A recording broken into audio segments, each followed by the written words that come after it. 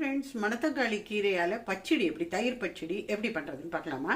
நான் இங்கே ஒரே ஒரு ஸ்பூன் எண்ணெய் விட்டுருக்கேன். அதில் ஒரே ஒரு பச்சை மிளகாய் போட்டுக்குங்க போதும்.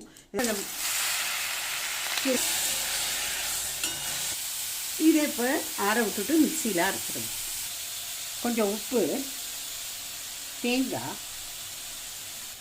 பெருங்காயம், இந்த கீரையும் போட்டு 2 டேபிள் ஸ்பூன் தயிரையும் விட்டு இதை அரைச்சிடணும். இங்கே நம்ம அரைச்சி எடுத்து வச்சுட்டோம். ஒரு கப்பு தயிரை கொஞ்சம் நல்லா இப்படி பீட் பண்ணிடணும். இப்போ ஒரு பவுலில் போட்டு நம்ம எல்லாத்தையும் மிக்ஸ் பண்ணிடலாம். தயிரை இதில் போட்டு மிக்ஸ் பண்ணிடலாம். வேணுன்னா கொஞ்சமாக வாட்டர் கூட ஆட் பண்ணிக்கலாம். மேலேருந்து கொஞ்சமாக கடுகு, சீரகம், மிளகா தாளித்து கொட்டிடணும்.